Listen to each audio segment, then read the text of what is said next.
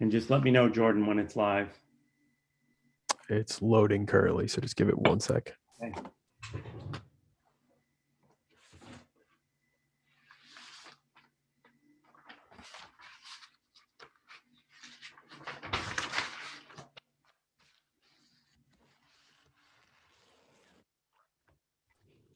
All right, we are live.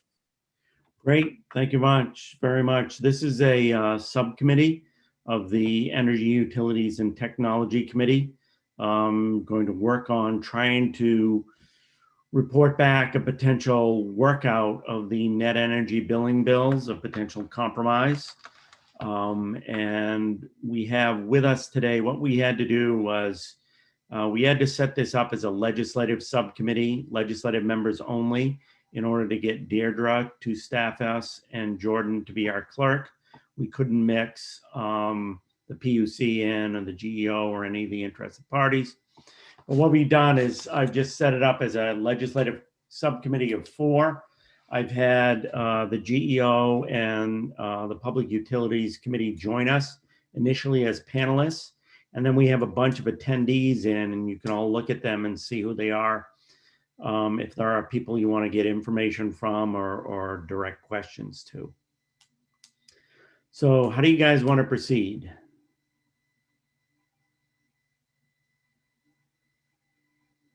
If you don't make suggestions, I will. Steve. I have an idea, Senator Lawrence, that you have a pretty good idea of where you want to go with this, so I'd suggest you do that. Well, I thought the first thing might be to do, we've laid out the concept, but to figure out what we need to get from data from various groups.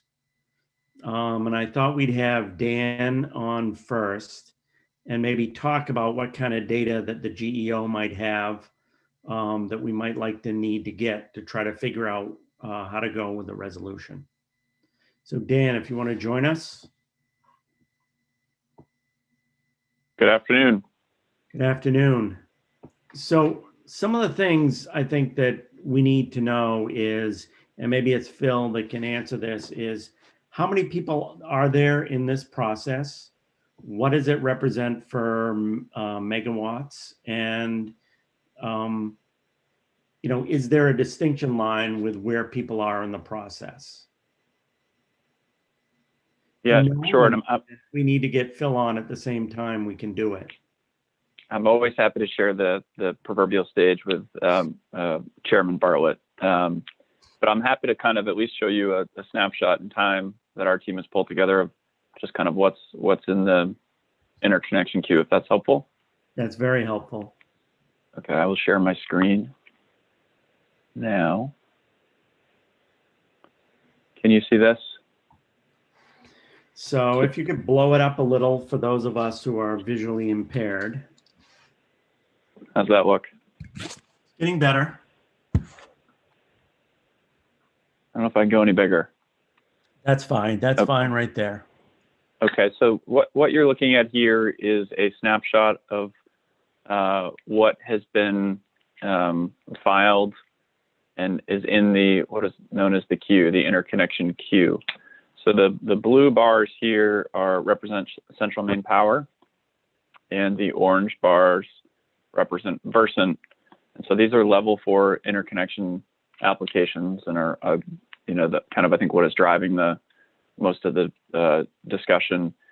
So you can see is these are when the interconnection requests came in by quarter.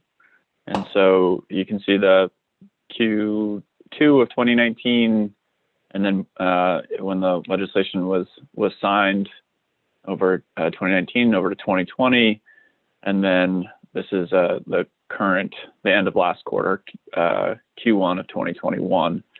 So you can see is that there are 2,257 megawatts that are in the interconnection queue, or they're eligible for net energy billing as of today. And I'm happy to. I don't really have this in a very good shareable email form, but I'm happy to turn it into a PDF and do that after this meeting. So 2,257 overall in the queue. If you could do that and get it to Deirdre, that would be great. Great. then if you look at what is in the well, let me kind of stop there. Are there questions on this? Questions from anybody? Nicole? Thank you.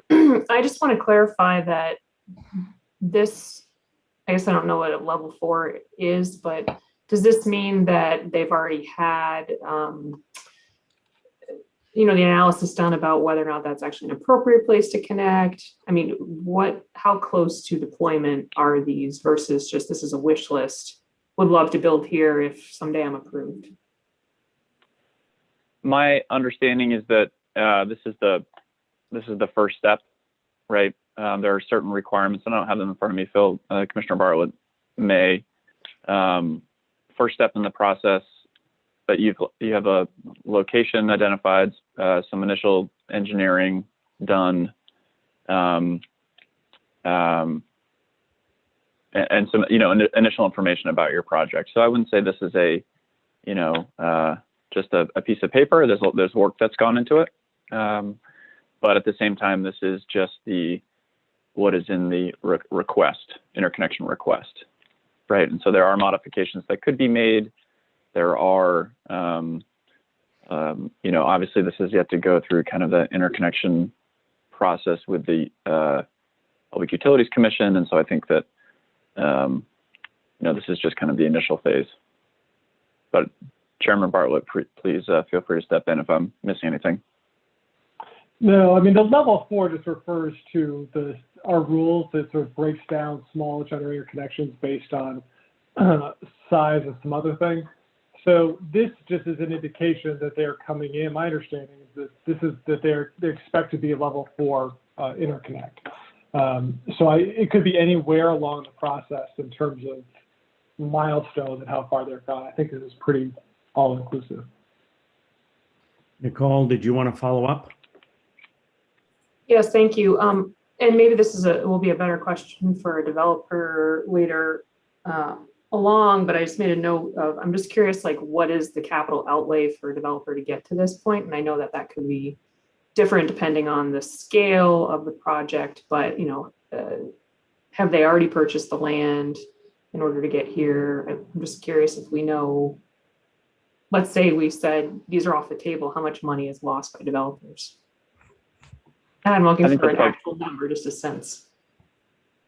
I would defer to those in the development community to answer that. And I also want to point out, Nicole, just because the land is purchased, the money is not lost. They still own the land, so they have an asset. Steve?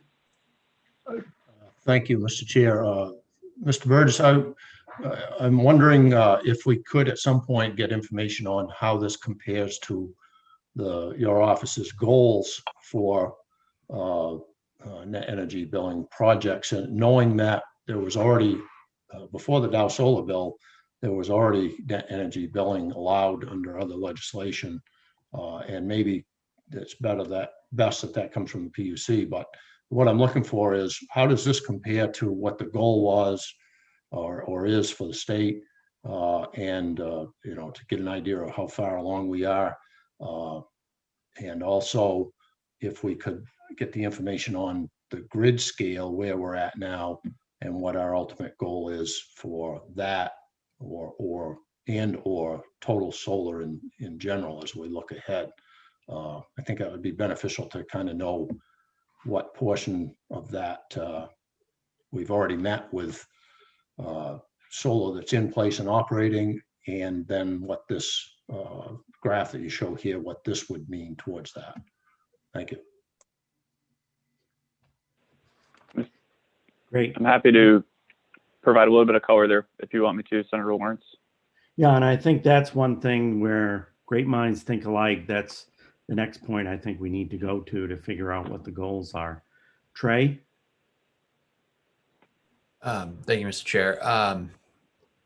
So I guess in going kind of back to that chart, even though it's not, I don't need it, but just something that would be helpful context, whether it's from your office, Mr. Burgess, or Anybody else, maybe this is just sort of an open-ended question, but what would be the capacity of each of the utilities to actually take on these projects feasibly?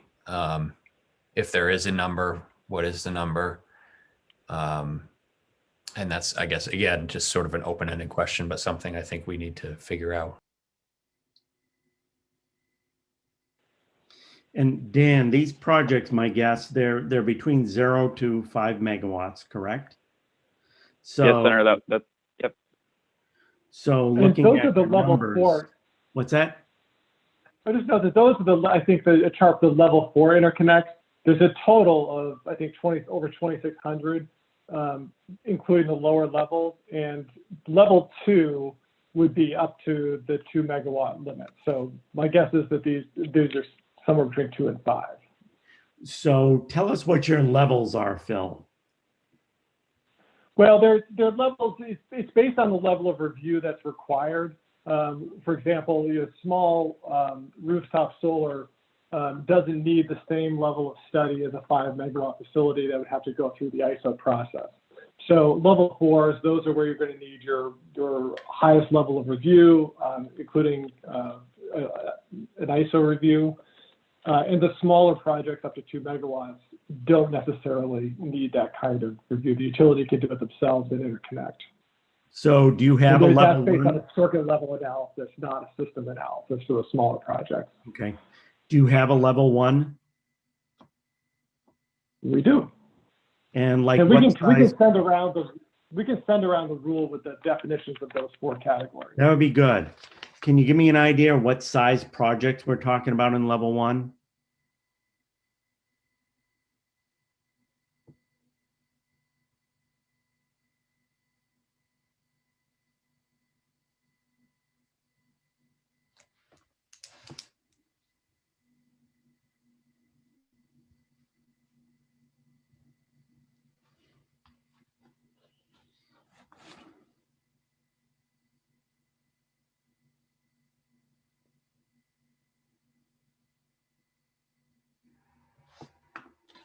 I could just have another screen. I'm trying to pull up the rule itself.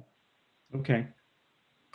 Well, that's something maybe we could get for our next work session, not to delay right now. That's something I'd like to see. And I'd like to see Dan's chart for each of the levels to show how much is in each of the levels. Senator, I'm happy to work with Chairman Bartlett on that to make sure this group has the latest and greatest. I think we sought to show the kind of level 4, given those are the predominant numbers of installations that are in the queue. But the Chairman's right, there are a few that we're missing. If I may, I can show another chart or two that might help answer a couple questions. Okay. All right, testing my Zoom capabilities here. So this actually comes from the Energy Office's webpage, and I'll blow this up. This is the amount of solar that is currently installed in Maine. This yellow component is additive, right? So this is the total if you follow the yellow. And as of February, we were at about 91 megawatts installed. I think we're probably over 100 by a few, and Chairman Bartlett may have a little bit more updated numbers than I do. But you know, we've got a lot in the queue and a lot being built, but not a large amount installed. So prior to 2015, there were roughly 15 megawatts, and this is how much of solar was installed each year. So 7, 8, 10, 14, 17, but only 15 megawatts installed in 2020. And I'll also just note that this chart shows that also includes a project in Pittsfield, one of the first larger projects in Maine that was around 10 megawatts. And so this is a makeup of everything. The 10 megawatt project, a lot of residential, and just not that much installed yet. Okay. So Dan, would it be possible to get that graph with just the net energy billing projects in it? Yes. Yep. Happy to provide that. And then maybe that, and we could compare it with the other one, and that would give us an idea of the grid scale. Steve? That's exactly what I was wondering. Thank you. How much of that is grid scale? Thanks. I tell you, great mind, Steve. And I'm happy to, I mean, I guess in that number, only 10 megawatts of that 90 is grid scale, or 9 to 10, depending on the ISO number. Okay. However, I think we're all aware of, what was in tranche 1 of the RPS procurement. There are also a couple of larger projects. There's one in Farmington being built, one in Sanford at the airport. I think that's closer to like 50 megawatts. We only have line of sight into kind of the information that the PUC gets, and then what is at the in the ISO New England queue, and then kind of what, if there's any, not much should, actually, I don't think anything should fall outside of those two, but those, we don't always have those to the month. Sometimes they're a little bit behind, but we'll provide what we have. So you were going to show us a next graph, Dan? Happy to. Chairman Bartlett, did you have anything to add on that? No. Sorry, okay. I saw you coming off mute, so I wasn't sure. Oh, sorry. I think I hit it by this. Okay. Okay, so this comes from the RPS report that we did and have briefed the committee on, and we'll send this around. Just want to be really upfront to say that this is just a model of potential analysis of what would be needed to meet our 2050, and our consultants made it really clear that this is just indicative. This is not necessarily a power flow analysis model. This is more looking at kind of rec markets, what would be needed to meet our RPS. And so I do want to be careful about using this too closely as a guide, but is it at least, I think, illustrative of potential pathways.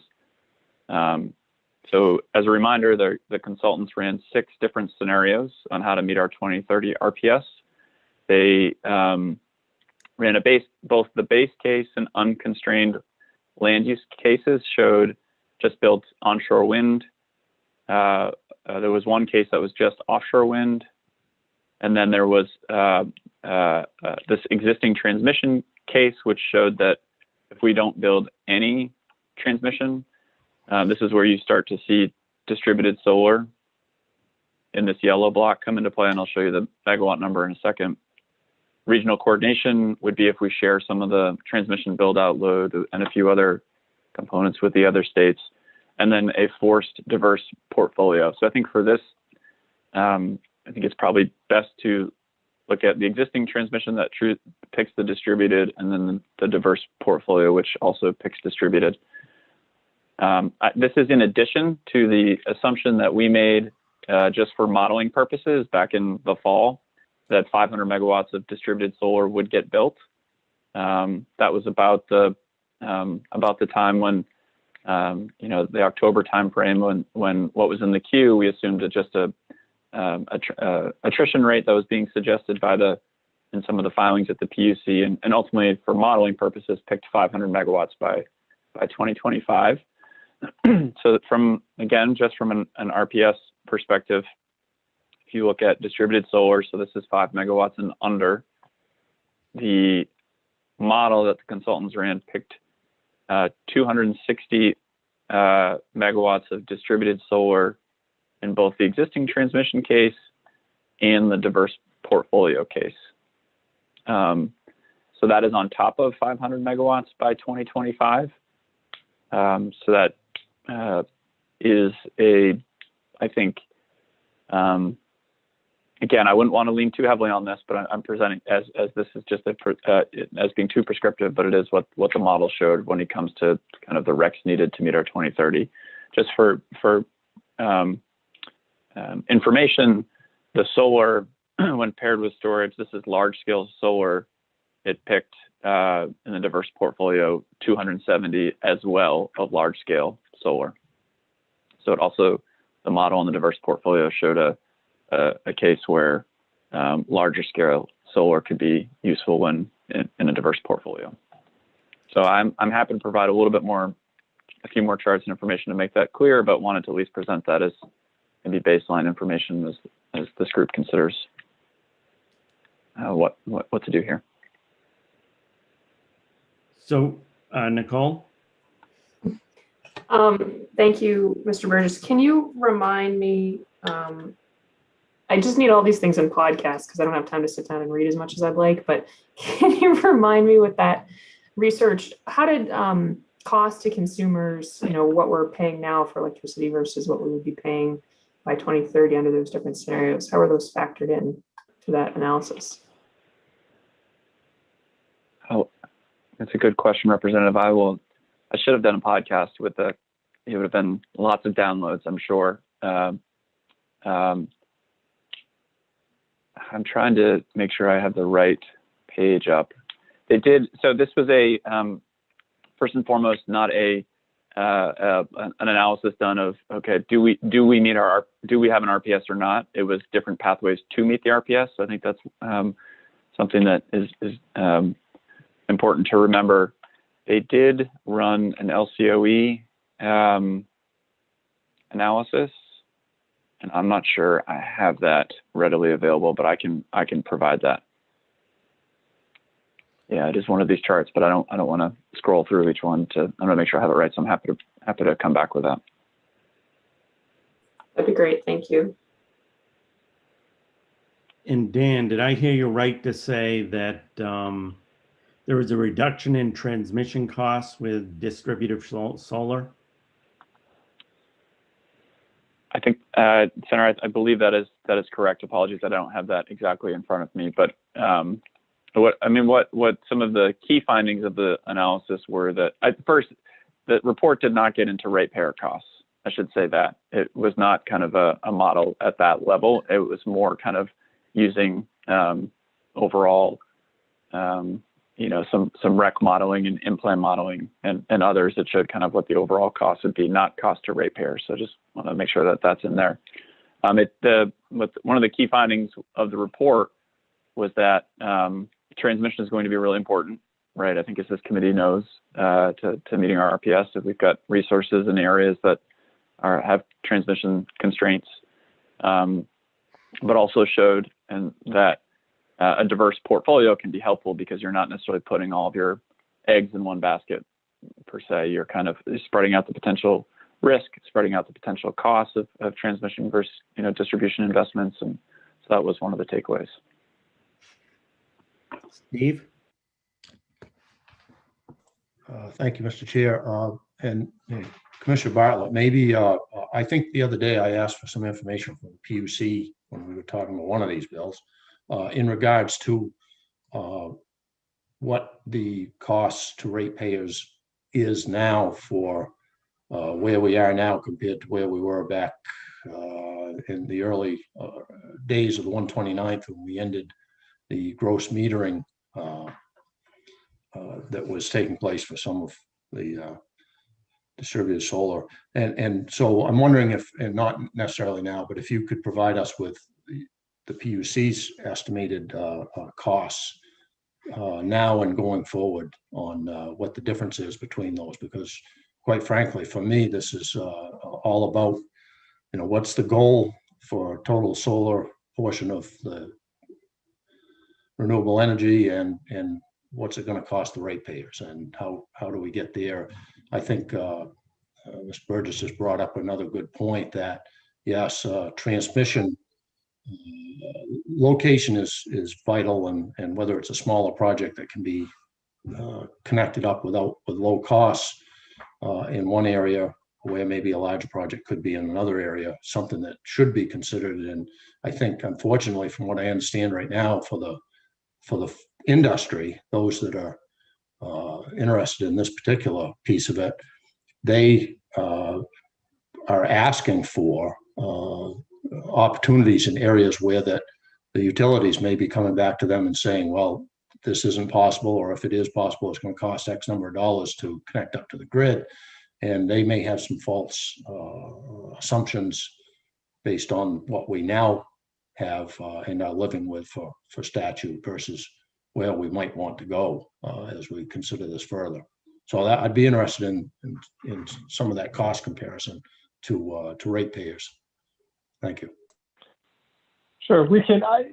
We can certainly provide you with some cost breakdown to give you a sense. It's about $15 million in cost per 100 megawatts, based on the ratios of sort of the CNI and kilowatt hour program that we've estimated. Now, we'd have to check to see exactly how many that are already connected at this point, our kilowatt hour program versus CNI program. And it may also be that there's a higher proportion of smaller projects that we're able to get connected first, which is what you'd expect with the interconnection process. I think in terms of the location, it's interesting.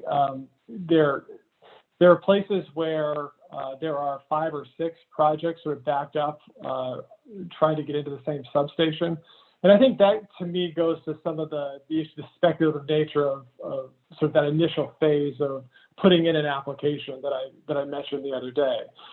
There are folks who have made some initial investment, have maybe gotten an option on a piece of property, and have put in their application, but they fully recognize that they're going to need 2 or 3 projects ahead of them to fall through, or they're never going to be able to interconnect without astronomical costs, because you start getting out into 4 or 5 projects. That's where you start to trigger some really significant upgrade costs. Steve? Yes, thank you. Another question, Commissioner. Has the PUC since the gross billing process was basically something that the PUC came up with as a way to adjust and not pass charges on to other ratepayers for rooftop solar, if you will. Has the PUC looked at that since we passed that legislation doing away with gross metering? Have they looked at how that might be addressed in any other way? One of my concerns is, and I understand we at least there is some value in rooftop solar, and some would suggest that we need to promote that. One of my big concerns was that the cost passed on to ratepayers who maybe can't afford an installation on their own or are not located where they can, and trying to keep those increased costs down while that gross metering was deemed not the right way to do it. I'm wondering if PUC has looked at anything that, or has any ideas on what we might consider to help out in that area. We've not done any, that I'm aware of, we've not done any additional sort of deep dive analysis on it. I can tell you that the most logical solution is probably higher fixed charges. If you simply have more of your delivery charge into a fixed per customer charge, then that would significantly reduce the cost shift. So that is something that in CMP's last rate case, for example, they asked for. There were some marginal cost studies which certainly justified higher fixed costs. We ultimately rejected it because we didn't feel like coming off the billing and metering case with all of the distrust around billing, that it was a good time to make any rate design changes. So I would expect that in future rate cases, that issue will get revisited. And the more, I think the more that you're having a cost shift with that billing, that's just one more reason to take a hard look at it. So Dan, going back to your numbers, where you talked about 260 additional megawatts, is that right? That was what was in the RPS report post 2025. And that was in addition to 500 that was already planned? Assumed in the model to be built by 2025. Okay. And so I'm just trying to get my head around what they're saying is that if we're shifting so many customers over to electric, we're going to need 260,000, potentially 260 additional megawatts. Is that what they're saying? So based on Climate Council demand modeling of transportation and heating electrification, kind of what the demand could be by 2030, that's what they were saying. though, to be clear, that is just to meet the specifically meet the RPS, and kind of what there's some assumptions made in there. So it's just one Right. Right. output of one of the models. Yeah. So that'd be a total of 760 megawatts of distributive generation. That's what the results of that model were. Yep. And we have, you said around 2,600 in there now, or proposed? We have in the queue, in the interconnection queue, there's 2257. That's and the I level 4. of level 4, which I'm not sure I answered it really well. I mean, I think in order to meet that application, you know, you do have to demonstrate site control. You do have to put in design characteristics, have a site plan, what equipment you're going to use, and then those are used to in the interconnection, kind of use that application to then further conduct studies about, you know, they're queued, and then they look at kind of what other projects are in the substation, and then there's kind of analysis that's done from there. So I didn't mean to indicate earlier to Rep. Krahowski's question that, you know, they didn't have much in there. They're, you know, in order to get in the queue, there's some baseline things that need to be met that are, you know, pretty specific. So I may have not answered that well before, so I wanted to clarify. So getting back to your other graph showing how much additional was built each year, is that the amount of existing solar, you said about 100 megawatts that's existing now? That's right. Installed in Maine. And again, that was as of kind of the end of February. So we may be over that, but not by orders of magnitude.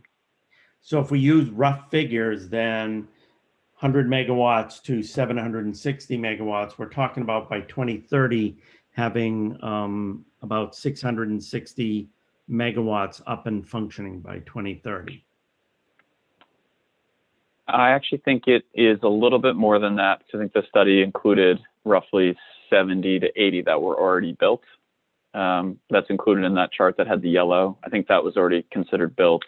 And so these were kind of new builds going forward. So it's probably more of that 760 number as opposed to 660. Okay, I think that's what Representative Foster and I are trying to get at is what's our goal? How much DG do we want built by 2030? Other questions, Nicole? Thank you. My question is, so there was a lot of different scenarios. We were just talking about the diverse portfolio and the existing transmission scenarios, but does your office have a gut feeling about which scenario is where we want the state to be headed? I think that our consultants were very careful to tell us that these really are illustrative for us, and that whatever is done will be wrong, right? That these are just what the model shows now for where we could go in a decade, right? And I think that I'd be hard pressed to say that one of these 6, and I think our consultants would tell me, do not say this is just to pick one of these 6, right? But the key findings, I think, are the ones that are really helpful of, you know, and that a diverse portfolio can help alleviate risk. I think the larger projects that are coming in at that lower price, let's just say a 60 megawatt project, 100 megawatt project were to not be built because of transmission constraints or prices at the regional level, you know, there are challenges with kind of putting your eggs in the just go big basket, I think is the challenge. So, I mean, I think when we ran these scenarios based on stakeholder input, it was about, you know, kind of what could the future look like. So I think it's more of a guide than a map. And I'd be. Go ahead, Nicole. Go ahead, Dan, that's fine. Well, I was also just going to say there's the, well, I'm going to leave it at that. I've talked a lot. So go ahead. Well, you piqued my interest, of course, by saying this is not a map. So what I'm trying to understand is how do we go from where we are today and some possible scenarios to an actual map? What is the plan to make a plan? And I think that's probably something that's a shared responsibility, and I don't know if you have an idea yet, but I'd like to hear more.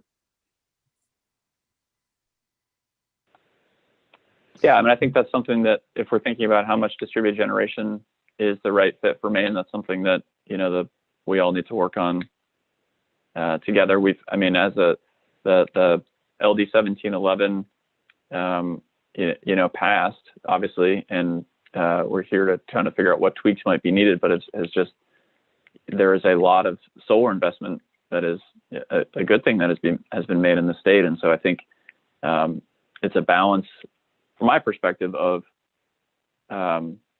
you know, balancing ratepayer costs with, you know, the investments that have been made in the state that I think we all are, or at least I think have been good for the state and what we want to see move forward. So it's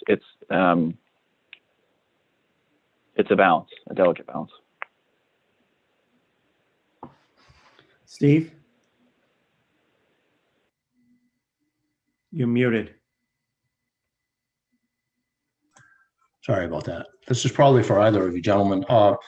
When we look at how the number of megawatts that are in the queue, and we hear quite often discussing different bills and aspects of the bills, that a lot of these projects probably will never be built. We also know that although we may commit through this legislation, or have committed to certain promises, if you will, on how much net energy billing will provide for anyone who invests in such a project, there is no commitment that that project will have to be built or that it will have to meet certain requirements for X number of years. I'm wondering, just your opinion, if we were to address that issue and say that if you want to get to a certain point in this process, you have to commit and gain the benefit of the net energy billing as well, that you have to commit to X number of years of operation at X level of output. I'm wondering what your opinion would be on what that current queue list might look like if we went with some kind of a requirement like that.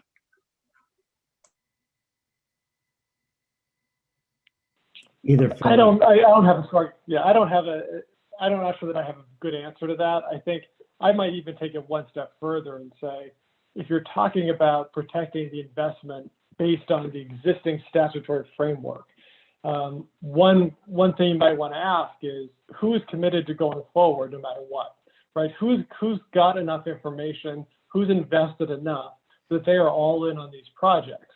And I think that would be a relatively small number, because by nature, right, you enter into development like this, there's a lot of unknowns, and you are constantly assessing your risks, which include risks of changes to a program you might want to participate in, changes to tax law, changes to the estimated cost of interconnection. You know, if you have 5 people in front of you, then the cost may be much higher than you thought it was going to be. Just prices in the market in general, you know, there are all kinds of things that may shape your decision to go forward, lack of a local permit and so on. So to me, you know, if the core question is, how do we protect the people who invested the most, who are ready to go, then the question is, who's ready, who among the group is ready to commit and say, we're willing to put either some money or some guarantee down to say, we're going to go forward if we're given the benefits of the program as it exists at this moment. Phil, do we have a way to kind of get an idea of how much is so far in the process? I think probably that's going to be a discussion with the utilities, because they're the ones who are doing the studies and as well as the developers to get a better handle on that. My guess is it's not huge. I think the numbers you're talking about my suspicion is that would more than cover anyone in that situation, but we would need to hear from the developers and the utilities. I guess so I'm clear about what I'm asking is how many people are all the way in at this point and how many people are just starting, you know, at which stage, so we could see kind of on a continuum of where people are at in the process. So that would come from the utilities, you say? Yeah, and we can, I think that they would be able to tell you where folks are in the study process, those who've completed studies versus those who have not. We may be able to pull together some of that information in conversations with them, but also the developers may have information that we're not aware of. Okay. Nicole? Just curious if you have any transparency if things have changed regarding the queue from when the PUC report came out last, I think it was like late fall-ish. And I think Representative Berry put out a press release saying, you know, we're going to look at this and reconsider how it's working. Did you see that numbers went down because people got nervous, or did numbers go up because everyone was trying to rush in and stake their claim? Or was it just sort of continuous? Was there any change there that any of you guys could see? Numbers went up a lot. I think they doubled at least from the point where we issued the report, or at least the period where we were studying in that report versus the beginning of the year. I'd have to go back and look at the original report, but in our most recent report, we have 2,628 as of the end of January in terms of megawatts in the queue, and that's much, much higher than it was back in November. There's been a real slowdown in the last few months about kind of what continues to go through. It's been, I think there was, I think the information kind of put out by led to a little bit of a rush to get things in by the end of the year. And I think there's been a little bit of a slowdown in the last quarter in a few of the categories. I will just say that we have some information on kind of there's what's in the queue and then what has a net energy billing agreement. So that means you're a little bit further down the road. In order to get a net energy billing agreement, you have to either have a interconnection service agreement.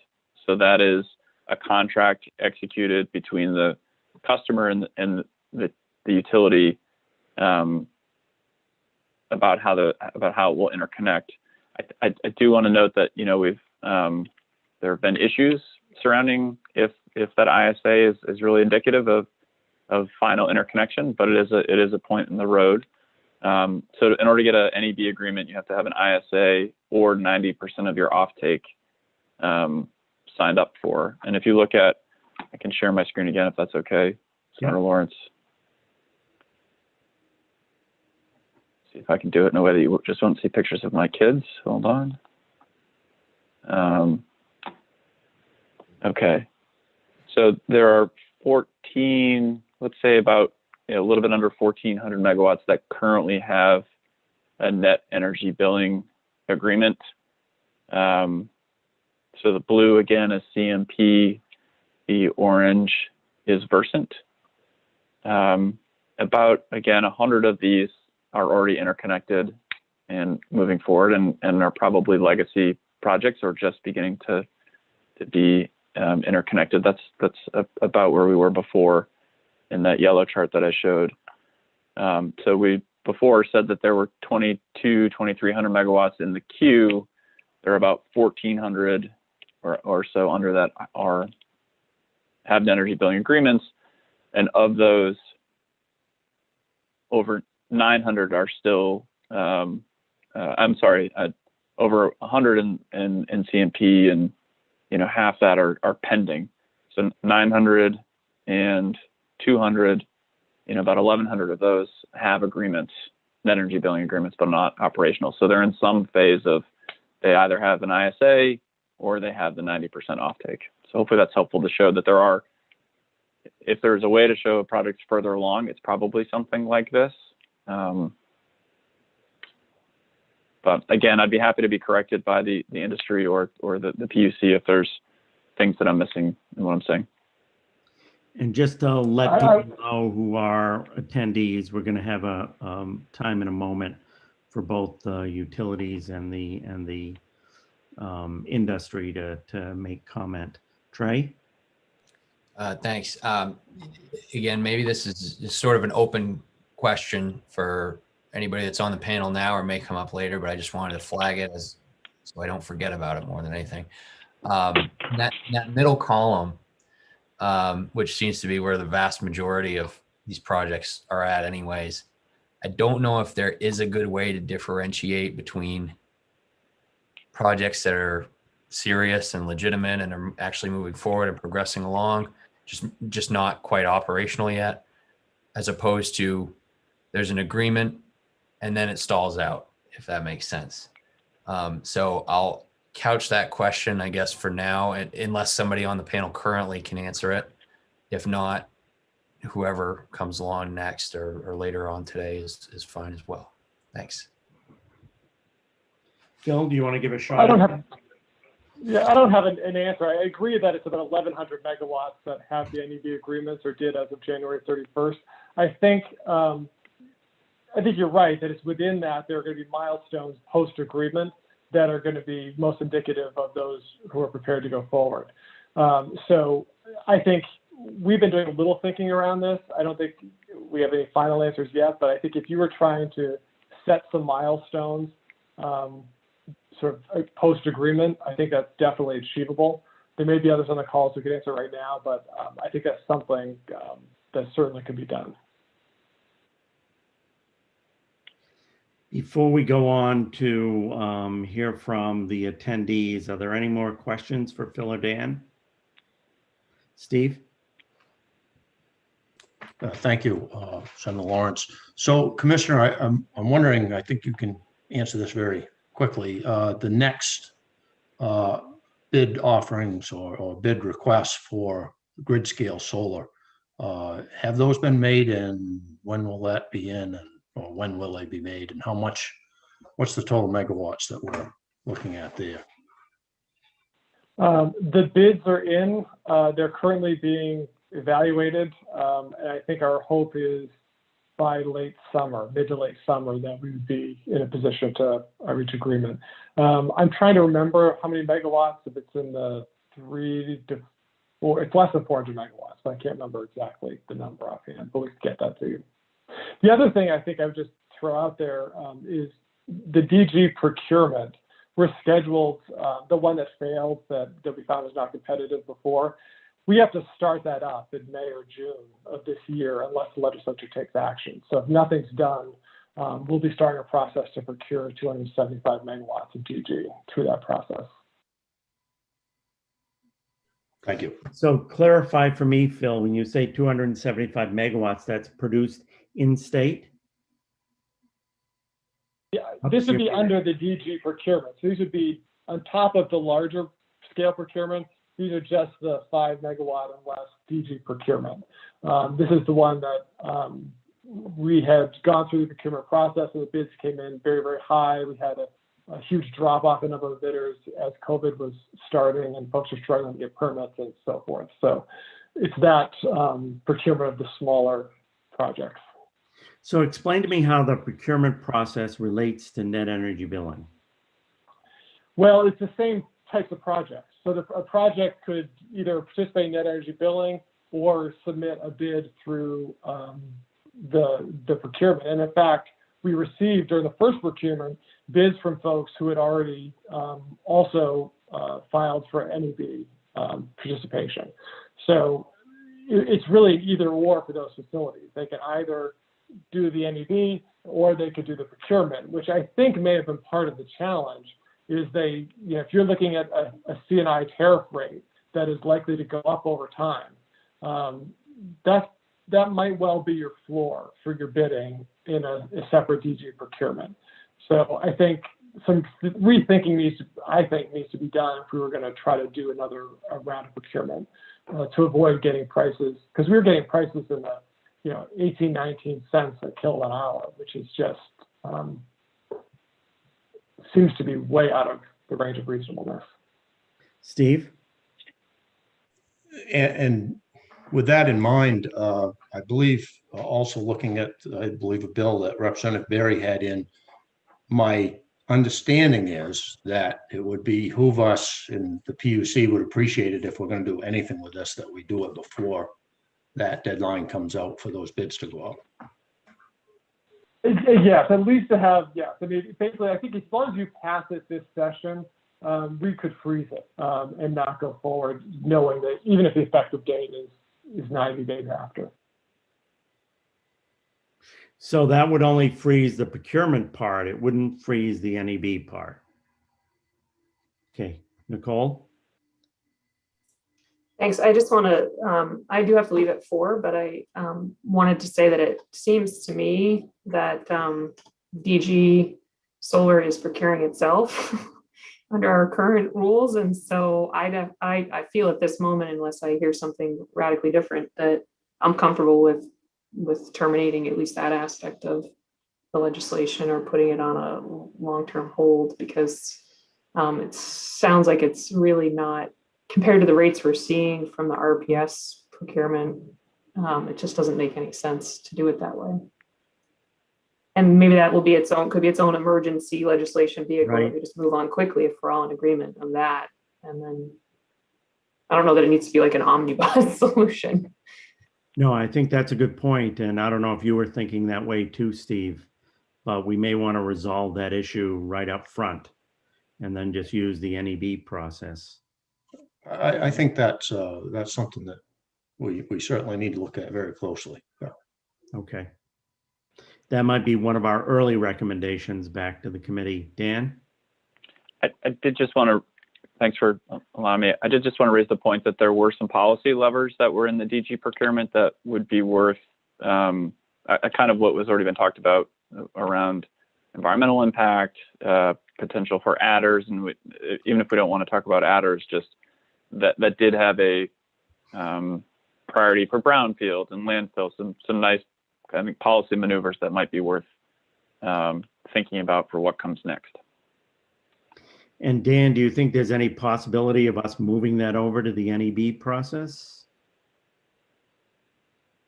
I think many things are possible. That is one of them. In some ways, other states have included it in a tariff mechanism that includes, okay, you get a little bit higher of a tariff if you do this. So it's within the potential design of what could come next. And before Nicole heads off, one of my concerns too is that it's not just the quantity of the projects that have come in, it's the timing. And one of my concerns from a policy consideration is that we not overburden Maine's construction industry in too short of a period of time, that we spread these projects over a period of time so we're using more Maine contractors on them and we don't have to import a lot of labor force for it. Any thoughts on that, Dan or Phil? I would just share the goal of wanting to make sure that we avoid booms and busts. And I think having an industry that can continue to operate over many years is in the best interest of the state, and to avoid kind of a boom and bust cycle. Right. And kind of develop the workforce that's necessary to build those projects over a longer term, I think is in our best interest. Great. So does anybody else have any more information requests for Dan or Phil? Okay. Where do you want to go next? Do you want to bring in the COUs and the IOUs to talk about what's going on? Because I know there was some information we wanted to get from them about where they are in the process, where these projects are in the process. I think that makes sense at this point. And I don't know who else. Is there a way to see who is actually? Deirdre, go ahead. Two things. One, we went by the list that was asked questions at the work session, so I didn't invite anybody from COUs.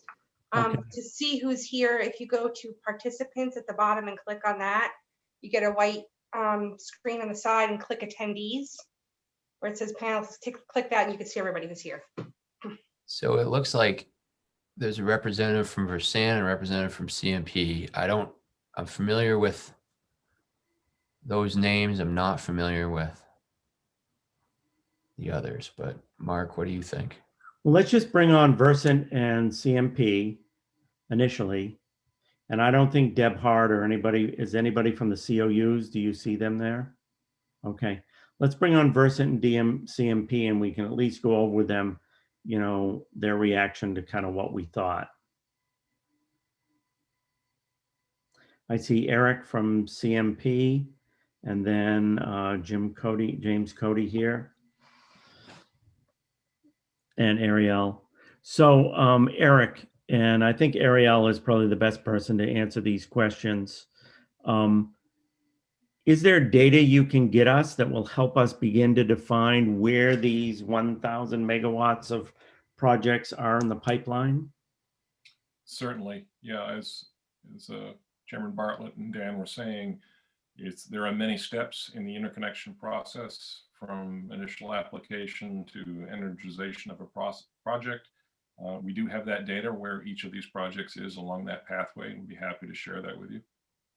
Oh, good. How soon do you think you could get that to us? I think we could get that in the matter of a couple of days. Oh, good. And Ariel, same? Yes, that's correct. We'll be able to get that information to you quite quickly. Okay, that'll be very helpful. And we ought to talk. I'll talk with Steve and Trey, and I can talk with Seth about setting up another subcommittee meeting. So when we get that data back. Great. Did you guys have any other questions for CMP or Versant at this point? I guess the only, oh, sorry. Go ahead, Ariel. Thank you. I just want to say, you know, we're working very hard to cooperate and be flexible to interconnect these projects to move things along efficiently. I do think the construction issue you raised is a valid one. We're seeing that as we have projects going into construction season with resources being a bit tight, given that everybody wants to get it built over the good, you know, summer months and fall. But we're certainly open to working with other stakeholders to figure out how to kind of smooth that out and make it easier and kind of keep it consistent so that it is engaging more of the main workforce. Good. Any other questions for CMP or Versant at this point? Yes, Steve, go ahead. Yes, thank you, Senator Lawrence. I guess for both of you, if you could, and maybe provide this information as well later, but I'm wondering how much discussion when a developer first comes up with a project, how much discussion there is initially on location. I know that you have to take into consideration as you explain or give them an estimate of what interconnection costs will be. That comes into play eventually, but I'm wondering, for instance, if I wanted to develop a piece of property across the road from my house, how early in the process do we engage in that discussion on whether that's even feasible to think about or not? Thank you. Yeah, I'm happy to take that, Representative Foster. There are options available to developers under the Chapter 324 rule, you know, particularly for these level 4 interconnections, the larger projects. They have the option to have what's called a feasibility study performed before they actually file a formal full application for interconnection. It's not a full analytical study of where they propose to interconnect, but it is sort of a desktop analysis of potential problems that might be encountered if they were to interconnect where they're suggesting. Many projects take advantage of that, but not all of them. I would say the most don't. They go immediately to filing an application for a system impact study. But one of the complexities that we're seeing, and Versant seeing it as well as CMP, the saturation of these projects on our system has reached a point where the challenges are likely to be not on a distribution circuit level any longer. They're going to be at the transmission network. As we aggregate these projects up, and they have to be studied under ISO New England's requirements to evaluate the impacts on the bulk transmission system, that's where we're going to start seeing, in all likelihood, some significant interconnection costs. Thank you. And Eric is correct. In addition, Northern Maine is now we're now doing a similar process to what ISO New England requires with New Brunswick Power. We have about 117 megawatts that's in the distribution queue, with another 40 plus megawatts that's seeking to interconnect to the transmission, and our peak load there is about 100 megawatts, 90 megawatts. So we are going to see some interesting impacts there. Yep. So are you guys able to break these numbers down on where they are in the process by whether they're level 1, level 2, level 3, or level 4 projects? Yes. We can, as Chairman Bartlett said, the level 1s are primarily the individual homeowner rooftop installations. Right. Level 2s tend to be, slightly larger, maybe the box store type installations. Level 3s are for projects that are using the generation just to serve their internal load and will not be exporting any on the grid. So there is a small handful of those, but not very many. The vast majority of what we are seeing are these level 4 projects in the 2 to 5 megawatt range. That would be very helpful, because I think there's sentiment on the subcommittee and on the committee for kind of looking at these small projects a little bit differently than looking at the level 4s. Certainly, we can provide you the numbers breaking that down. Great. Other information, either Steve or Trey, you would want from the IOUs? I think that's a good starting point at this point. That'll give us, I think, a sense of, first of all, how many of these projects we're actually talking about, how far along. I mean, at a certain point, we're going to have to make a judgment call, right, as to whether or not, at what stage in the process do we want to draw the line and say, this is who we're going to grandfather and this is who we're not. And that, I think, will be, that'll be probably one of the bigger questions throughout this whole process. So. Great. So next step, thank you both. Next step, I was going to say, why don't we go to the attendees, and either Jordan or Deirdre, if you can direct us to people in the attendees or in the industry who maybe want to speak or want to add some perspective, if they could raise their hands or indicate, and then we'll promote maybe one or two at a time.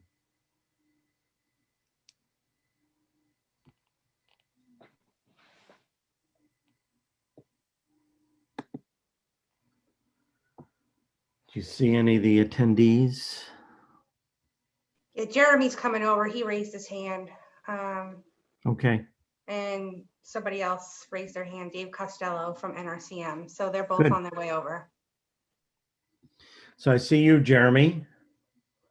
So, and I see Dave in here too as well. Why don't you both you've heard the discussion, just give us some perspective on what we've been talking about and anything we might have been missing so far. Sure. Do you want me to go first or have Dave go? Go ahead, Jeremy. Okay. So thanks for the opportunity to weigh in. I think that the first thing that we wanted to just say is thank you for the acknowledgement and recognition that we do need to protect the investments that have been made. So that's an important distinction, I think, that you all have appropriately drawn basically right away. It's especially important in terms of the business reputation we create for ourselves. But in order to be responsive, Senator Lawrence, to your conversation last week, and I think consistent with today's discussions, did want to offer up a few ideas. And just to be clear, we view these as very significant concessions compared to where we were at the hearing. We expressed full-throated support at the public hearing for Representative Berry's bill, which was the full safe harboring of every megawatt in the interconnection queue as of December 31st. So what we wanted to put out there for your consideration is to safe harbor any project that has a net energy billing agreement. So as you heard from Dan, so that's either a fully executed interconnection agreement or 90% of a project's offtake is secured.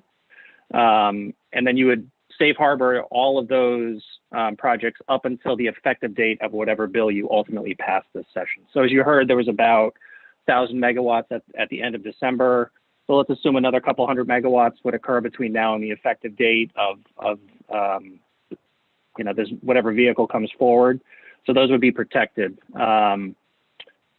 the thing I think, or there's been a couple of things that have been lost in the conversation today. Is it's really important to remember that just let's just stick with the 1,000 megawatts that had NEB agreements as of the end of 2020.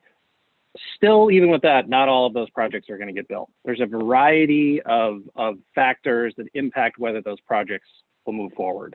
So it's important to realize we're still talking about literally dozens of projects that will not become operational.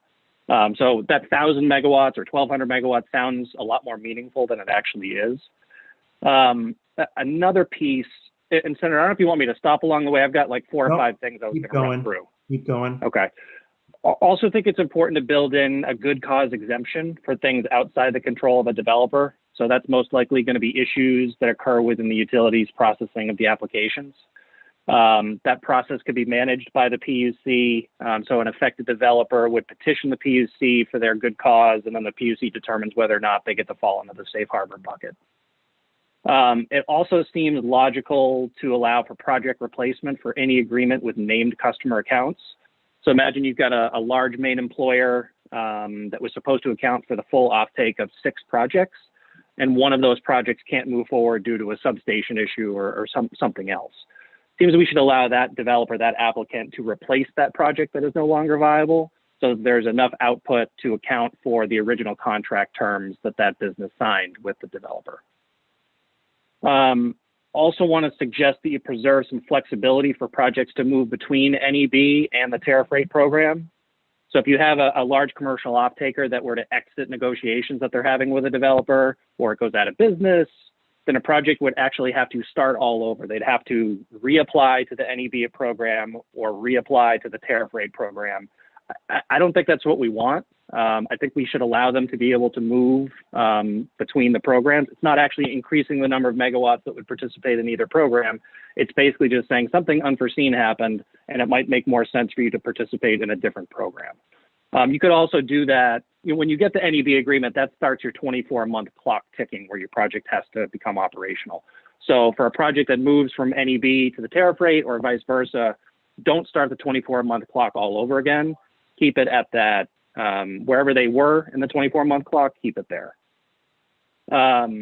Also believe that the projects under level 4, so 2 megawatts and under, should be left unaffected by these changes. I know it sounded like there was some conversation around 1 megawatt and under. We would suggest it be 2 megawatts and under.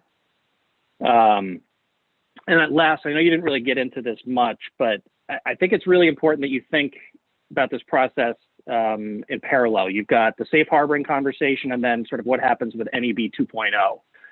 I would just really ask you all to give strong consideration to providing really clear directions to, assuming you create a stakeholder process to identify NEB 2.0. Don't send people off and say, go design NEB 2.0. Tell them specifically what you want. We want this number of megawatts in 22 and 23 and 24. We want locational values. We want storage, whatever the top priorities for the committee may be. Send those very clear directions to that stakeholder process so that they bring you back exactly what you were hoping for next session. And then I just wanted to talk, there's been a lot of conversation. There was last Thursday, a little bit less so today, about the price differential between DG and grid scale. It's really not reasonable to compare those two prices. We always knew they were going to have completely different pricing scales. That's why we have totally different policies that underpin them. Also, the 3.5 cent price you've heard about grid scale, that's supply only. NEB is supply plus T&D. So I'm not saying do DG over grid scale or vice versa. What I'm actually saying is you're going to need both, and that's why you have different public policies that allow both of them to move forward. And then just the last thing I wanted to say, or actually 2 quick things. The last thing is, or second to last thing is about slowing things down. I understand that idea. I think it's important that you send a very clear signal so that slowing down isn't perceived as sending them away for good. The presumption that we're making here that everybody will just wait, everybody from developers to off-takers to investors, that they'll just wait while we figure it out, that may not be completely real. So if you're going to ask for a pause or a slowdown, they need to really understand that there's going to be a meaningful program and number of megawatts to return to. And then just last, there was a little bit of conversation around some of the metrics or processes that the utility goes through in terms of reviewing these projects. Just to be clear, we absolutely cannot support anything that hinges upon the utility doing some part of the study. So that can't be the trigger as to whether you're in or out. I won't belabor the point. We all know there's been significant challenges with CMP's interconnection processes in these last few months. So allowing a utility review study process to be a trigger is enormously problematic. So I'll pause there. Caitlin, I don't know if you had anything to add. I may have hogged all your time. Before we go on to Caitlin, Jeremy, do you have those thoughts written up? I do. Yep. Can you send them on to Deirdre just so she can Absolutely. include them in her notes? Because I think you made some very good points and I don't want to lose those. Who are you going on to, Caitlin? Yes. If that's okay with you, Senator, yeah. Yep. Go ahead. No, thank you, Jeremy. And, thank you, Senator Lawrence, for bringing this group together to really have this conversation in depth. Jeremy made a lot of very good points. And, I think there's been really the heart of this conversation, and Senator, you even mentioned this, is it's about protecting investments that have been made. I do understand the, trying to get a grasp around what are, where do projects really stand? Which projects are really most likely to move forward? And unfortunately, while there are some very particular milestones that you can look at for many projects, there may not be a single thing that demonstrates every project that has reached that milestone is at the same level. So I think I do want to reiterate the point about projects that have NEB agreements in place. This conversation has been really ongoing for a number of months now, but officially the program is still open, and projects that have an NEB agreement in hand, they have made investments and they have, up until this point, there's the understanding that they will be able to move forward. And as Jeremy mentioned, in terms of projects that have NEB agreements, there already is a timeline for them. Once they have the agreement in hand, they have to be operational within 24 months. And then, so in terms of the safe harboring conversation, we would support projects that have NEB agreements up until the point that, any law is changed, should be honored. But there are projects who have not yet obtained NEB agreements who also have made significant investments. So I don't want those projects to be lost just because they haven't necessarily obtained that NEB agreement in particular. Primarily because of the challenges that many projects have been experiencing with the interconnection process. The fact that you have to have the ISA for most projects to get the NEB agreement in hand, that they may make the decision to strategically obtain the NEB agreement because of some ongoing interconnection challenges. But if there are, if they know that if they need to hit another particular milestone, such as obtaining permits, by the end of this year, that's a milestone that's completely within their control, and also demonstrates a serious commitment and interest to completing that project and becoming operational. So I think, just a general rule of thumb that we would advocate for is in terms of determining how we're going to define projects that are safe harbored, to the greatest extent possible, making milestones, actions that are completely within a developer's control is really important, because if it's dependent upon, an action that has to be completed by the utility, that just adds further complications, a lot of uncertainty to the timeline. And, developers, the interconnection process is only so much within their control. Basically, the only thing that's within their control is the interconnection application. Outside of that, it's a very long, complicated process. So, I think I just want to reiterate that point. And like Jeremy was saying in his comment about the utility versus utility scale versus distributed scale projects. You know, it's really an apples and oranges comparison, even though they are the same type of technology. They provide different sorts of benefits at different levels on the grid, you know, and I think one of the most important things for NEB projects are the direct benefits they're providing to their customers. You know, customers that have offtake agreements and customers that are receiving benefits through community solar. And, you know, the value of that benefit is really one of the most unique parts about the NEB program, and the value that those projects bring to Maine. So that was primarily, you know, Jeremy made excellent points, and I just wanted to add in a couple more points for consideration. Good. Before we go on to David and Steve Hudson, does anybody have any questions for Jeremy or Caitlin? Steve, go ahead.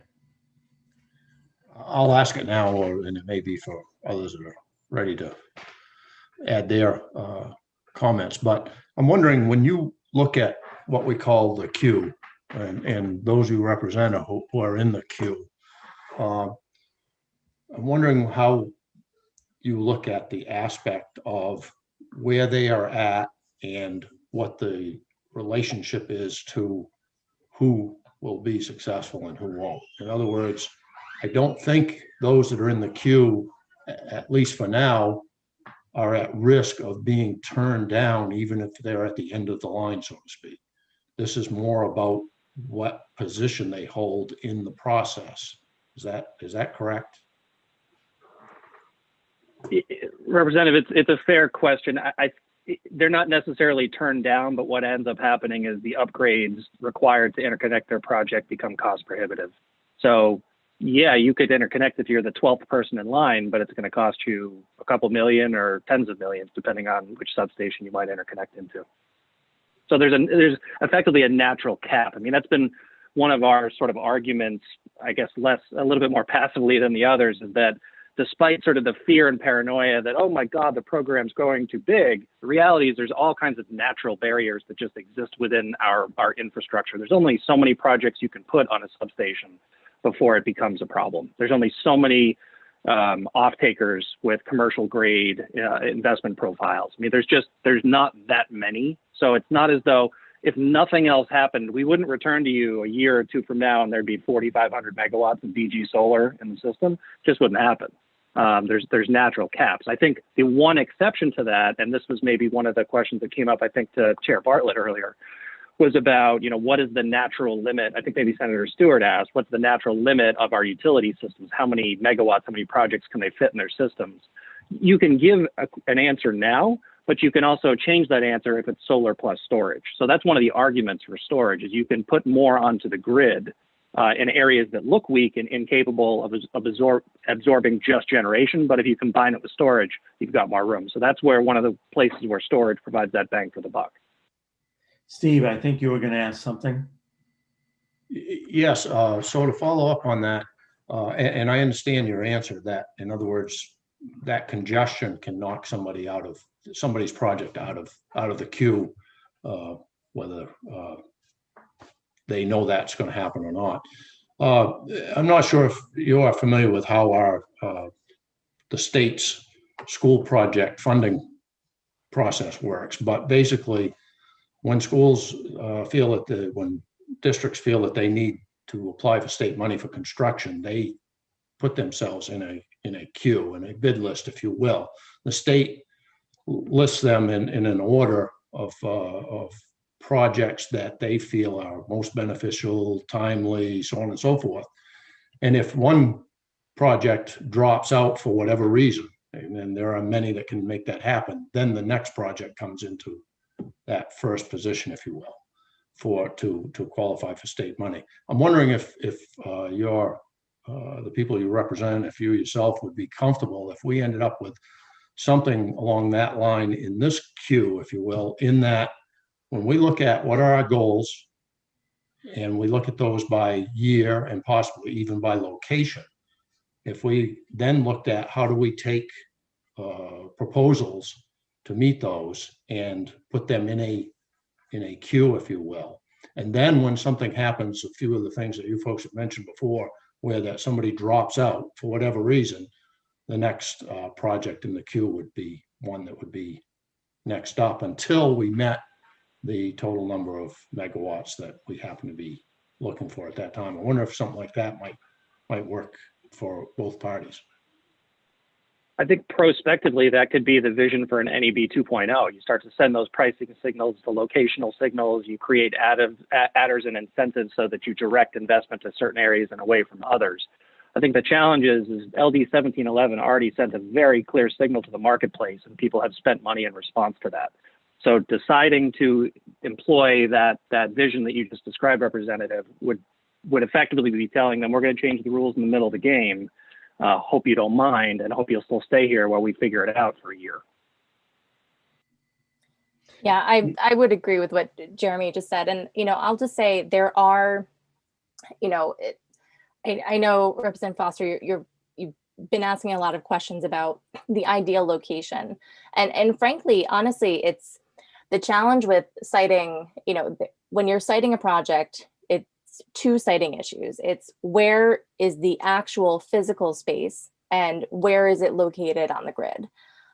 So for grid integration, there in other states, there actually have been directives from public utility commissions to the utilities to create hosting capacity maps, which, they're effectively heat maps for, integration of distributed generation onto the grid. And the industry would love having that information because they don't fully know, if a project is interconnecting, if that's a quote unquote good spot, then the interconnection costs and the timelines to interconnect will be beneficial for everybody.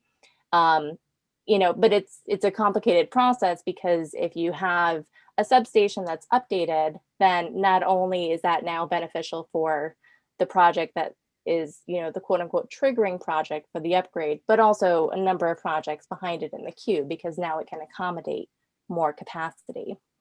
So like Jeremy said, I think this is having conversations about ideal siting are really important, but it's difficult to assess that type of distinction on projects that are applying now and already in the process because they didn't have that information going into the original siting of these projects. So just a couple of questions, a couple of points. First of all, if we do say all the NEB projects that have an NEB contract, we have more solar, it sounds like, than we really need, more DG solar. And I understand you're saying that many will drop out, that type of thing. And we also have it built in a time frame that really overstresses our main construction industry in getting it built. So that's two of our concerns. The other question I had was, are there ways for, and I'm just tossing out ideas here, are there ways for people in the process who have only gone a little way and only incurred a little expense essentially to be bought out?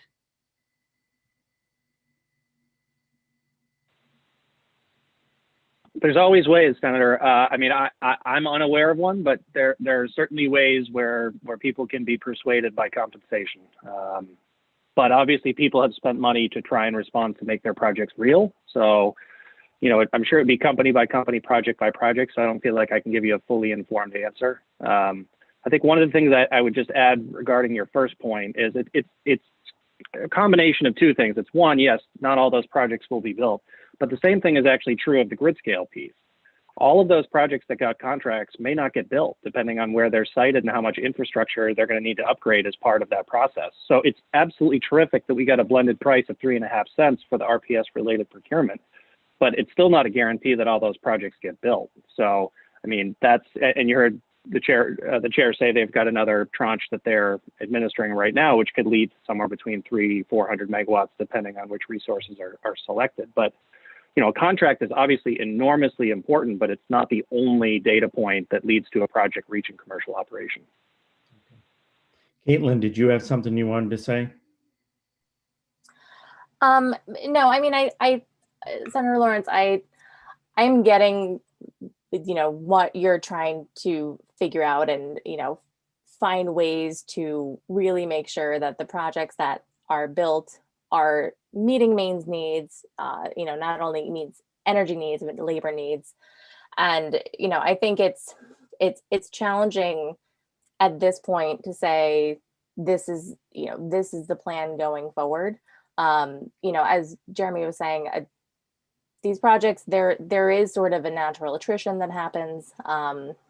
Whether or not a buyout process would work, it completely depends, because different companies, they have different business styles, and so I can't say for sure that would be an answer. I think that's something Jeremy and I would have to talk to our members about, or maybe just brainstorm a little bit more. Okay.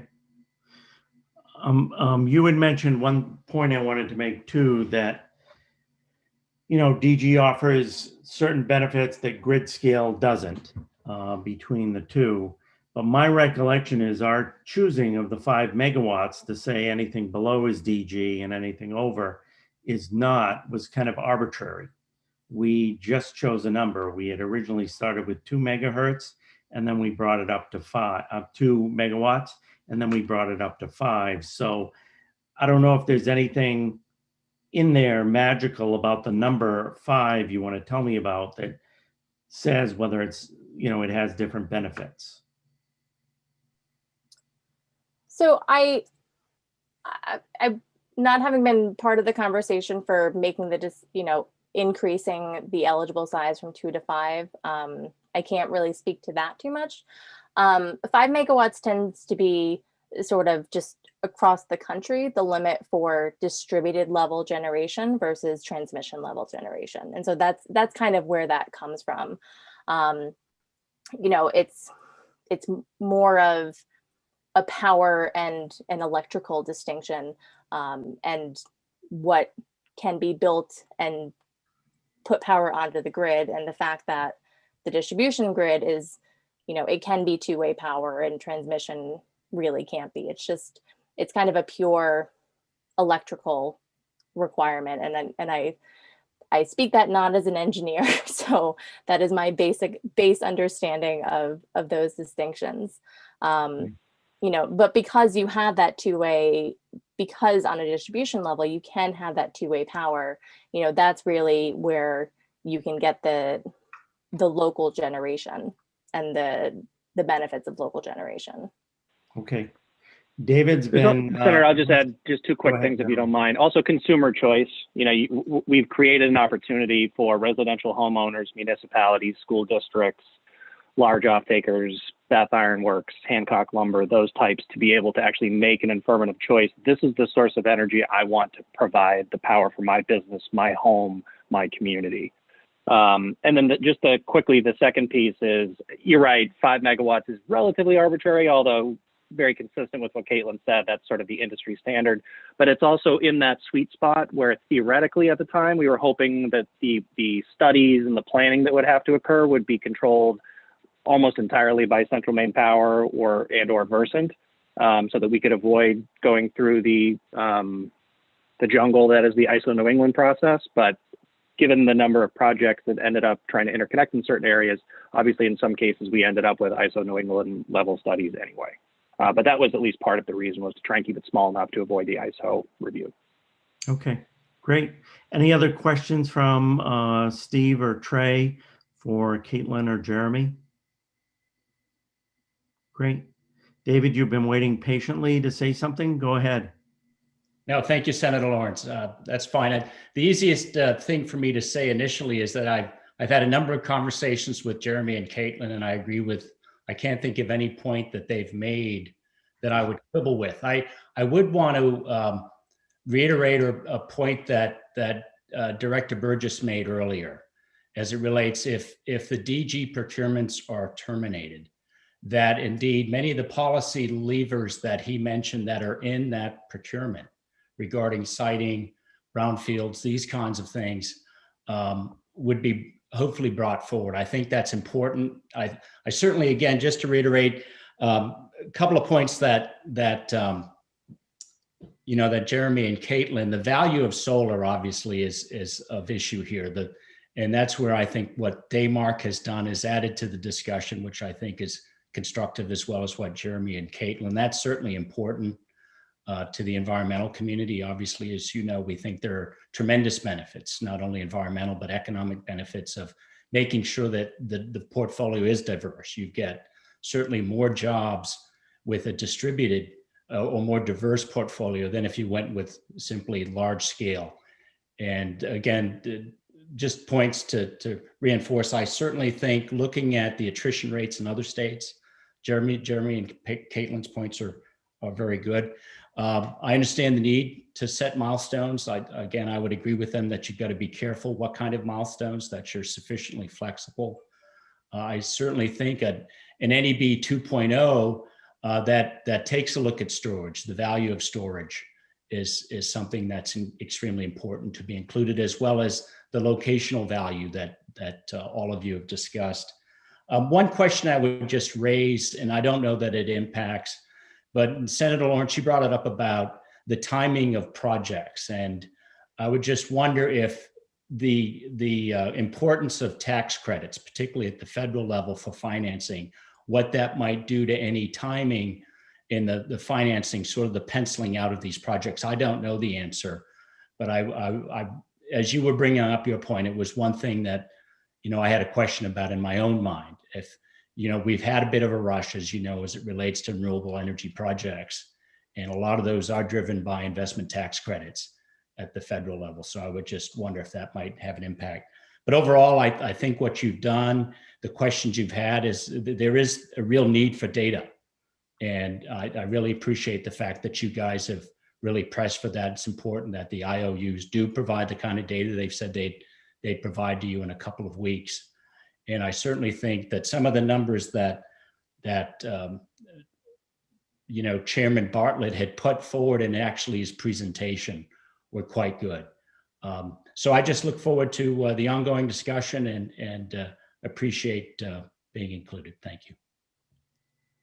David, you mentioned attrition rates from other states. Are there other states we could look at to see what the attrition rate for these projects is? Well, again, I think there are a number of states you could look at, those that have done, but Jeremy, I think, and Caitlin would be able to answer that better, but certainly New England states like Massachusetts, Connecticut, I don't think we'd have to go that far. I again sense that Commissioner Bartlett and probably Dan would be able to answer those questions better as well. But the number I've read tends to be about 40 to 50%. Now that would include I suspect the entire application queue, not just those that have agreements.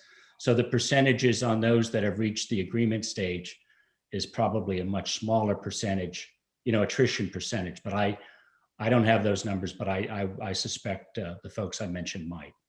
Okay, Yeah. Great. Any questions, Steve, Trey, for David Costello? Doesn't look like it.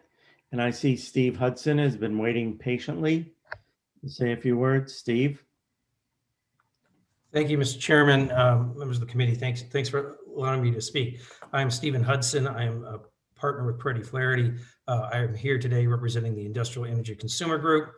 I want to thank the chairs and the leads and all the legislative participants in this, because I think it's a very important. I think this process, while it's made more difficult by the fact that we're doing it from, you know, a dozen locations instead of one, still is important, and I appreciate that. I also think that, Mr. Chair, that you're going to find that there are at least some points that many people will agree with. For example, IECG agrees there should be a safe harbor. So we agree with some of the proponents who have suggested it. the definition of the safe harbor, who gets in, who's out, is there any chance for people coming in or out depending on someone dropping out? Those are important details that would probably affect, I'm sure, Mr. Payne's position on it, as well as ours, depending on which way you go. But at least we're starting with a point that there are some projects that should not be harmed as a result of whatever the committee is going to do. And there are some projects who probably should not be allowed to enter the program and to receive the above market rates that participants get. I was also pleased to hear Representative Grochowski talk about repealing the DG procurement. That was a very flawed section of LD 1711. We lobbied hard against it. We had suggested alternatives, and unfortunately that did not happen. But we think that it's encouraging to hear that there's some discussion, that it's a recognition that that process is probably fatally flawed. And while there may be elements that are worth considering for future version of NEB, we hope that the committee is going to take the position of looking at how we can, as we increase the amount and type of renewable energy that the state relies upon, how we do so at the lowest possible cost to ratepayers. It's a little disheartening to hear some folks talking about, oh yes, well, you can let the real projects in. Maybe there's a few ones that you're going to drop out. But in the meantime, why don't you put incentive adders on for storage? Well, storage is happening anyway. They're already getting higher than market rates. They're already getting RECs. They're already getting tax credits. And now they want more money for storage. So we support storage. We think storage is going to become increasingly important to our future as we move towards 2050. But we don't think that you necessarily need to add it on the back of the ratepayers. I think it's going to occur on its own. And by the way, anyone who owns storage is able then to release that storage and when the market is at its very highest. And while it'll help shave the peak, they will still get peak pricing for their stored energy. We think you need to be very careful, and we trust the PUC to look at the issue of providing incentives around locational benefits. Those locational benefits, we believe, with regard to distributed generation, are relatively few. They're real where they exist, and certainly is something that could be taken into account. But it ought to be more of a criteria for entry as opposed to an adder. We also think that we have heard, while watching this entire process play out over a couple of years, some developers suggest that ratepayers should pay for those additional interconnection costs that were mentioned that can cost several $1 million per project, depending on where they are on the circuit when they come online. We don't think that's an appropriate use of ratepayer funds. We do agree with Mr. Costello that the committee should try to get its best sense of where the Biden administration and this Congress is going to go with regard to those federal tax credits. While there was, back in the prior administration, certainly a lot of cause for concern amongst the development community, I think there's been nothing but positive signs coming from the Biden administration and congressional leadership. Let's see, and I think that's where I'm going to end it today, given the lateness of the day. But we're looking forward to being a participant in this process. We're happy to answer questions or try to dig out information for you. You've got some very smart people on the line, certainly smarter than me, but we will do our best to help. Overall, I would hope that while we continue to proceed with promoting renewable energy, that we do so in a way that where we can reduce the costs of the current program and maybe defer those costs, spread it out over time, so that ratepayers don't get hit with sticker shock all at once. Be glad to answer any questions. Great. Steve, go ahead. Thank you, Senator. Mr. Hudson, my understanding is that the grid scale solar coming in at 3.5 cents, 4 cents on the bid price is somewhere approximate to what the average wholesale price is on the ISO grid. I'm wondering, I know that your clients, electricity usage is a proprietary concern as far as the information goes for many of them. When we think about the ratepayers out there, usually I'm thinking about my neighbor down the street and not necessarily some of your clients, although I am familiar with at least one of them.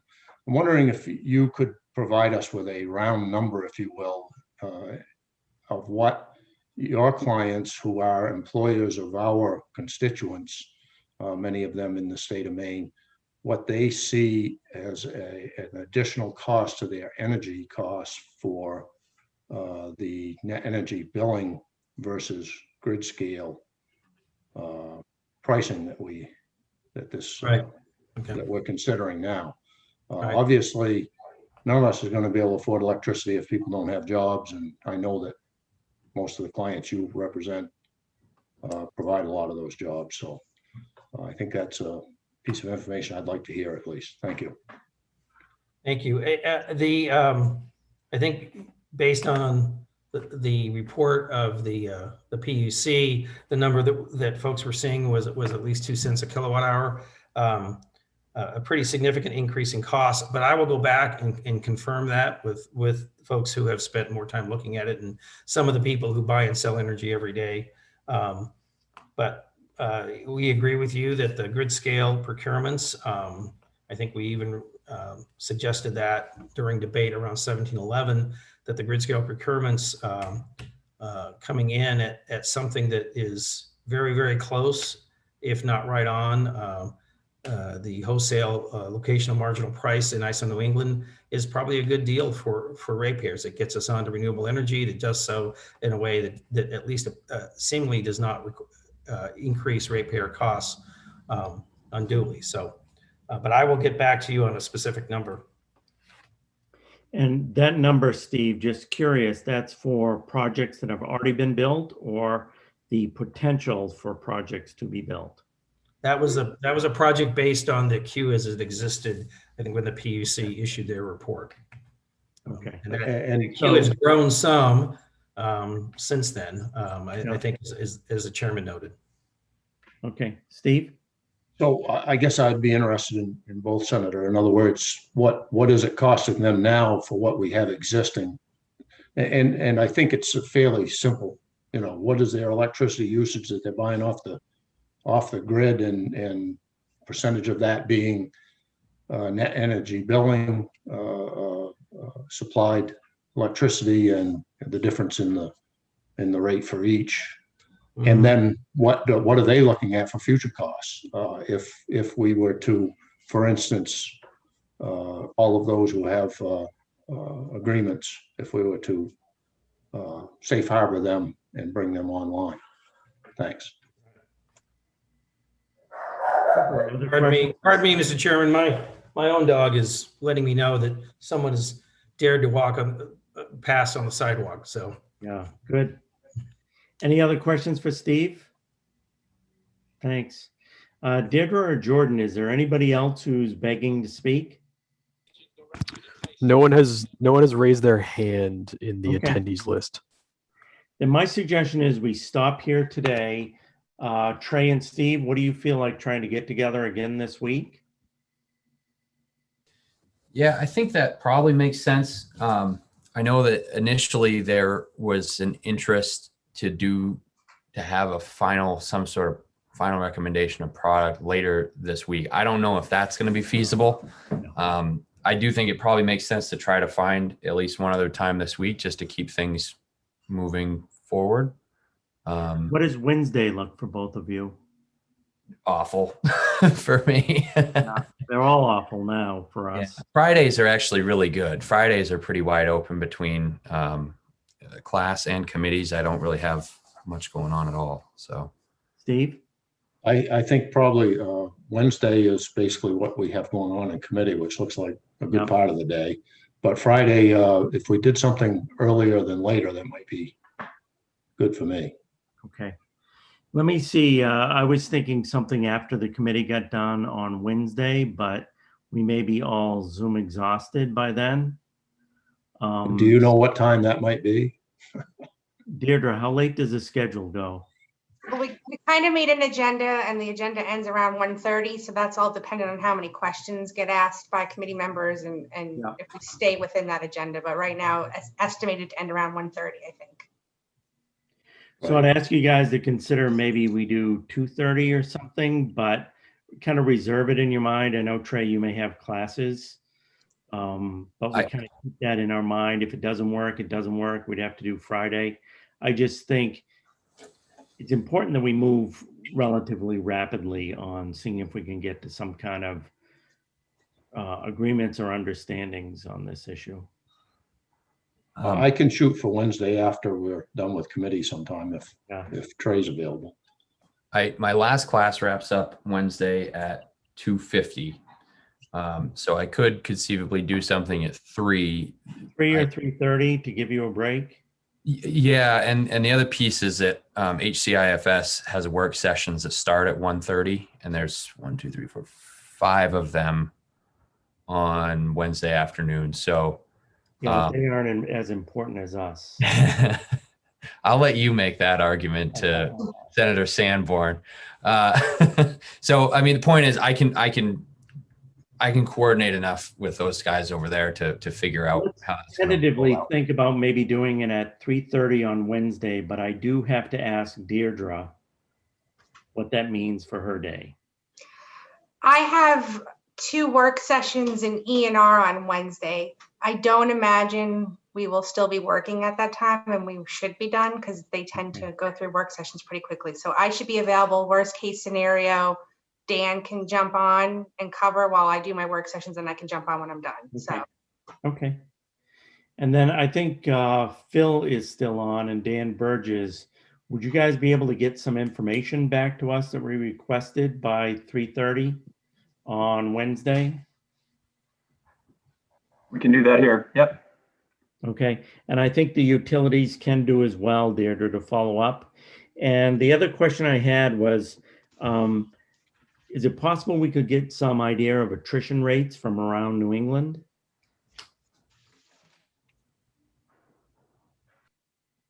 We can do some research on our end. I think it will be. We can do some research. I'll see what we can pull together before Wednesday. If you don't get it by Wednesday, that's fine, but that seemed to be something else that would be helpful for us to know. Phil, you're on mute. So we had received some information and comments that was included, I think, in a footnote in our NEB report. But I can touch base with Dan and see if make sure it's been a while since I read those footnotes in the NEB report. Me too. Good. Well, thank you all for hanging out. Let's shoot for Wednesday afternoon. If it doesn't work, we can definitely do Friday or Friday too as well. So we'll see you all.